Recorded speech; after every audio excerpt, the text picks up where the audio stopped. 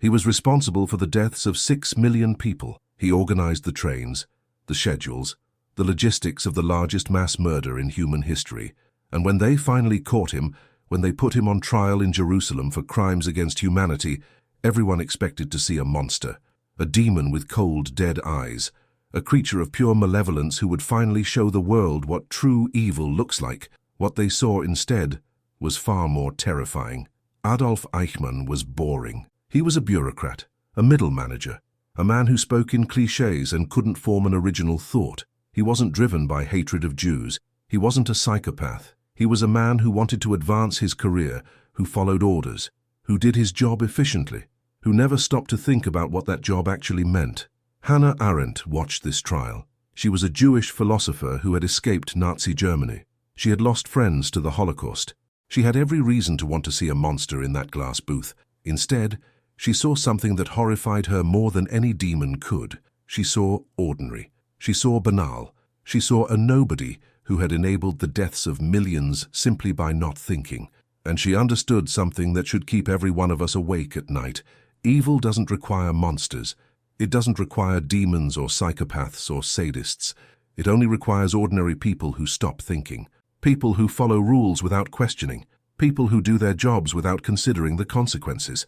People who go along because going along is easier than standing apart. She called it the banality of evil, and it might be the most important concept for understanding not just the Holocaust, but every atrocity humans commit, including the ones happening right now. For the next 20 minutes, I'm going to show you what Arendt discovered about the nature of evil. And I'm going to ask you to consider the most uncomfortable question imaginable. Could you become part of something evil without even realizing it? Stay with me.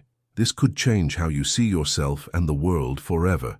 Before we continue, I need to ask you something that might sting. Have you ever followed an order you knew was wrong because it was easier than resisting? Have you ever stayed silent when you should have spoken up? Have you ever gone along with something because everyone else was going along? Leave a comment, because if you're honest, you've touched something Arendt understood. The line between good people and participants in evil is much thinner than we want to believe. Hannah Arendt was born in 1906 in Hanover, Germany, into an educated, secular Jewish family.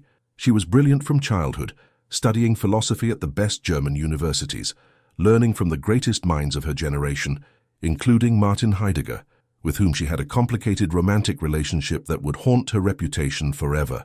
When the Nazis came to power in 1933, Arendt saw clearly what was coming. She was arrested by the Gestapo that same year for collecting evidence of Nazi anti-Semitism. She managed to escape, fled to France, was interned in a camp when Germany invaded, escaped again, and finally made it to America in 1941. She lost her country, she lost her language, she lost friends and family to the Holocaust. She became what she would later call stateless, a person without a nation, without the protection that citizenship provides. But she never lost her capacity to think. And thinking, she would argue, is the only thing that can protect us from evil. After the war, Arendt became one of the most important political thinkers in America. She wrote about totalitarianism, about revolution, about the nature of power and freedom. But nothing she wrote caused more controversy than her report on the Eichmann trial, published first as articles in the New Yorker and then as a book, Eichmann in Jerusalem, a report on the banality of evil. That phrase, the banality of evil, exploded like a bomb. People were outraged. How dare she call the Holocaust banal? How dare she suggest that its architects were ordinary? Wasn't she minimizing the horror? Wasn't she excusing the perpetrators? But Arendt was doing the opposite. She was making the horror worse, because if Eichmann had been a monster, we could comfort ourselves that monsters are rare. We could tell ourselves that we would never be like that we are fundamentally different from such creatures. Arendt removed that comfort. She showed us that the man who organized the transport of millions to their deaths was someone who could have been our neighbor, our colleague, our friend, someone ordinary, someone who simply stopped thinking. Let me explain what Arendt meant by the banality of evil, because it's widely misunderstood. She was not saying that the Holocaust was banal. The Holocaust was among the most horrific events in human history. 6 million Jews murdered, along with millions of others. Roma, disabled people, homosexuals, political prisoners, gas chambers, mass shootings, medical experiments, industrialized death on a scale never seen before. What Arendt was saying is that the perpetrators were often banal. They weren't exceptional. They weren't driven by exceptional hatred or exceptional cruelty or exceptional anything. They were disturbingly normal. Eichmann, she observed, was not stupid, but he was thoughtless. He couldn't speak without clichés. He couldn't consider any perspective other than his own career advancement. When asked about the morality of what he did, he retreated into phrases like, "I was just following orders and I was doing my duty." He seemed genuinely incapable of thinking from the perspective of his victims. This thoughtlessness, Arendt argued, was the key. Not hatred, not malice, just the complete absence of genuine thinking. Think about what this means. We like to believe that evil requires evil intentions, that people who do terrible things must have terrible motives, that if we can just identify the monsters, we can prevent the horror. But Eichmann didn't have monstrous motives. He wanted to advance his career. He wanted to be seen as efficient. He wanted to belong. He wanted to do his job well. These are motives that most of us share. The system he served was monstrous. The outcomes he produced were monstrous. But the man himself was terrifyingly ordinary.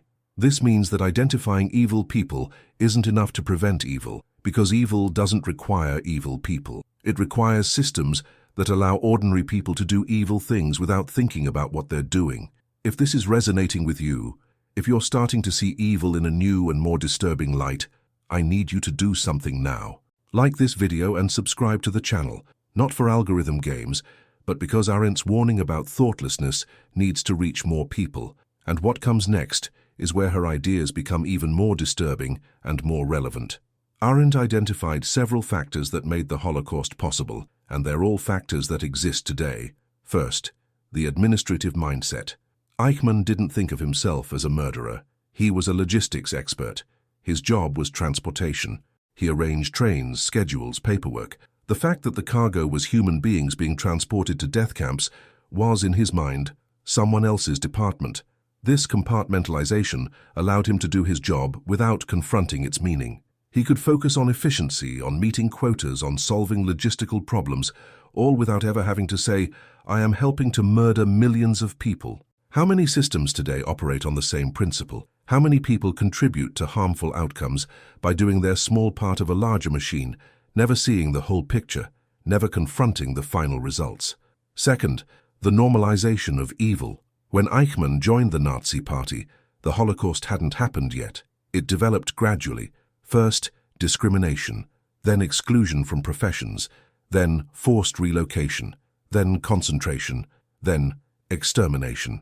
Each step seemed like a small increment from the last. At each stage, people adapted. What was unthinkable yesterday became normal today. What was normal today became the baseline for what was possible tomorrow. The escalation happened so gradually that many people didn't notice they had crossed into the unthinkable. How many things have become normal in your lifetime that would have been unthinkable to previous generations? How would you recognize if you were in the middle of a gradual normalization of something terrible? Third, the destruction of plurality. Totalitarian systems, Arendt observed, destroy the space between people where genuine thinking can occur. They isolate individuals, break down communities, make everyone afraid to speak honestly with anyone else. When you can't talk openly with others, you can't think clearly yourself. Thinking for Arendt was not a solitary activity. It required plurality, different perspectives, honest dialogue. Totalitarianism destroys all of that, leaving people alone with propaganda. First question for you, think about your own life. How much of what you do is because you've thought it through, and how much is because that's just how things are done? How many of your beliefs have you actually examined? How many are you just carrying because everyone around you carries them too? Write your reflection in the comments, because Arendt would say that every unexamined belief is a potential doorway to complicity in evil. Arendt's analysis of evil has been tested in psychological experiments, and the results are disturbing. The Milgram experiments in the 1960s showed that ordinary people would administer what they believed were painful and potentially lethal electric shocks to strangers simply because an authority figure told them to. 2/3 of participants went all the way to the maximum voltage. They were uncomfortable. Some protested, but they kept pressing the button. The Stanford prison experiment showed how quickly ordinary college students could become cruel guards and passive prisoners when given roles in a simulated prison. The experiment had to be stopped early because the guards had become genuinely abusive. These experiments confirmed Arendt's insight. Evil doesn't require evil people. It requires situations that suppress thinking, that establish authority, that define roles, that normalize cruelty through gradual escalation. We all want to believe we would resist. We all want to believe we would be the exception, but the experiments show that most of us wouldn't be. Most of us would go along. Most of us would follow orders. Most of us would become, in Arendt's terms, thoughtless. This is not cause for despair, it's cause for vigilance. Because Arendt didn't just diagnose the problem, she pointed towards solutions. The primary solution is thinking, not intelligence, not education, not expertise, thinking. The active, ongoing process of examining your beliefs, questioning your assumptions, considering different perspectives, asking yourself whether what you're doing is right. Thinking is not automatic. It requires effort. It requires solitude. It requires the willingness to be uncomfortable. And it can be cultivated or destroyed depending on how we structure our lives and our societies. Arendt believed that thinking is something anyone can do. You don't need a philosophy degree. You don't need special training. You just need to stop periodically and ask, what am I actually doing? What are the consequences? Is this right? Eichmann never asked these questions. He never stopped to think. He just kept doing his job. Arendt also emphasized the importance of judgment. In situations where the normal rules have failed, where the system itself has become evil, you cannot rely on rules to tell you what is right. You must judge for yourself. This is terrifying because it means you can't escape responsibility by following orders or obeying laws. If the orders are evil, following them is still evil. If the laws are unjust, obeying them is still unjust. You don't get to hide behind the system. At the Nuremberg trials, I was just following orders was rejected as a defense.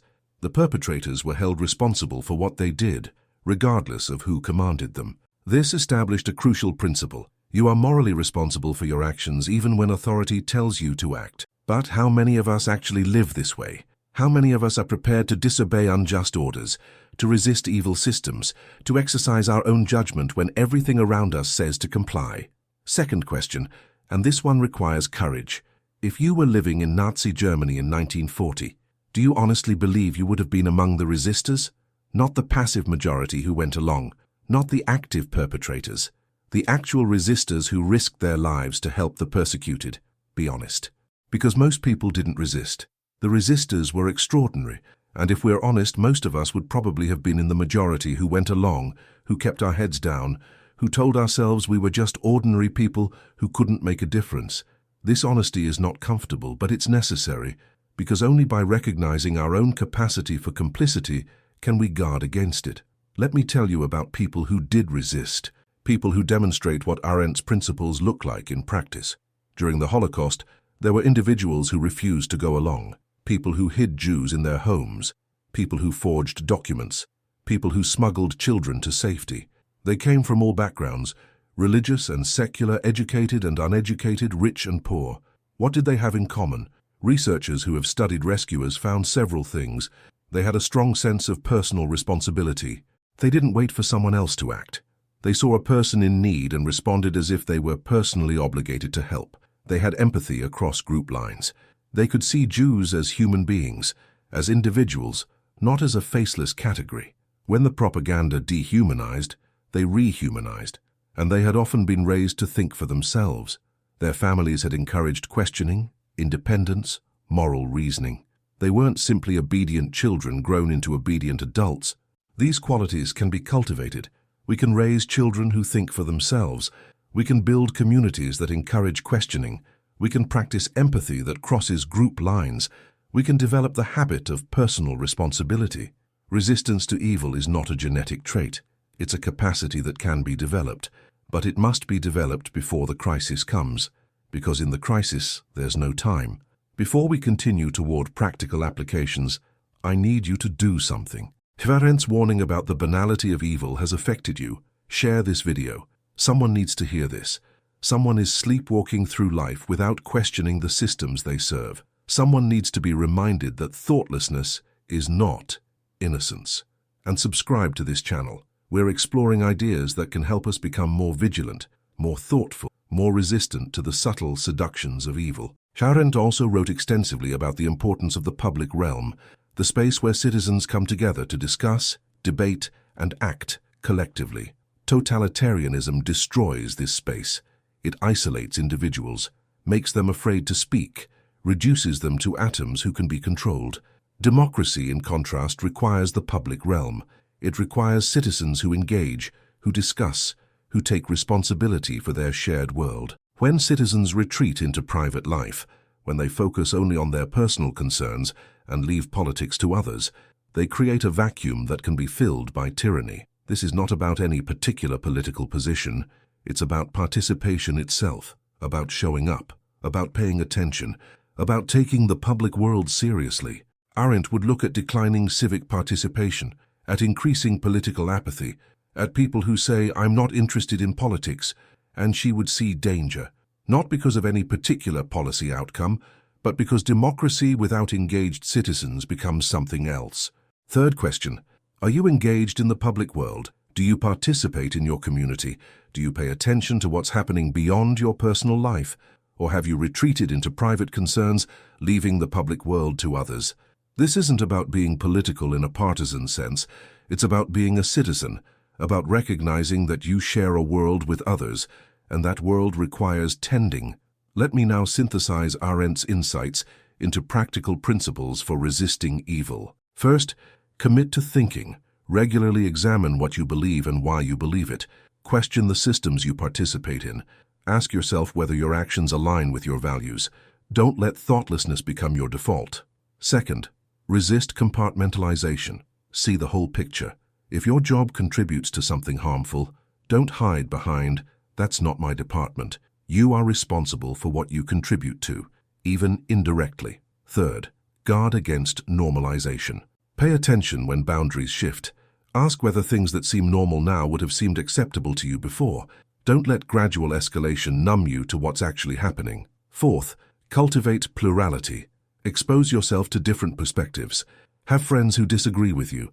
Don't retreat into echo chambers where your assumptions are never challenged. Fifth, practice judgment. Don't rely on rules alone to tell you what's right. In situations where the rules themselves might be wrong, you must be prepared to judge for yourself and act accordingly. Sixth, participate. Don't retreat from public life. Citizenship is not a spectator sport. The public realm needs your presence, your voice, your engagement. Seventh, develop empathy across lines. See individuals, not categories. Resist the dehumanization that makes evil possible. When propaganda tells you a group is less than human, remind yourself of their humanity. Eighth, take personal responsibility. Don't wait for others to act. Don't assume someone else will fix the problem. If something is wrong and you can do something about it, do it. The excuse that you're just one person is exactly how ordinary people become complicit in extraordinary evil. Arendt's concept of evil has implications that go beyond genocide. It applies to any situation where thoughtlessness enables harm. It applies to corporate systems, where employees implement harmful policies without questioning them. It applies to bureaucracies, where following procedure takes precedence over human welfare. It applies to social media, where people share outrage without thinking. It applies to any situation where everyone does it, becomes a substitute for moral reasoning. The banality of evil is not about the scale of the harm, it's about the mechanism. It's about thoughtlessness enabling whatever harm the system produces. You don't have to be organizing a genocide to be participating in banal evil. You just have to be not thinking while doing harm. I want to address something that might be bothering you. Isn't this too harsh? Isn't it unfair to compare ordinary failings to the Holocaust? Arendt would say no. She would say that the same mechanism operates at every scale. The difference is opportunity, not character. The person who thoughtlessly participates in a minor harm might thoughtlessly participate in a major one if circumstances allowed. The habit of not thinking doesn't know scale. This isn't about making everyone feel guilty for everything. It's about taking thoughtfulness seriously as a moral requirement. It's about understanding that the capacity for evil isn't out there in monsters. It's in here, in all of us, waiting for the right conditions. The good news is that the capacity for good is also in here. The capacity to think, the capacity to resist, the capacity to be one of the people who says no. Hannah Arendt died in 1975, working at her typewriter in the middle of a book about thinking. Her last words on paper were about the life of the mind, about the faculty she believed was our only protection against evil. She had seen the worst of the 20th century. She had lost her country, her language, many of her people. She had stared into the face of radical evil and been terrified not by its demonic quality, but by its banality.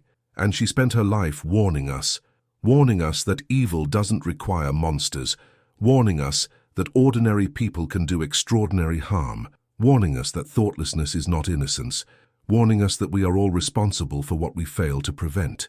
The Holocaust is history, but the conditions that made it possible are not historical. Bureaucracies that compartmentalize responsibility, propaganda that dehumanizes, normalization that shifts boundaries, echo chambers that suppress thinking, apathy that abandons the public realm. These conditions exist now. They exist everywhere. They are the soil in which the banality of evil can grow.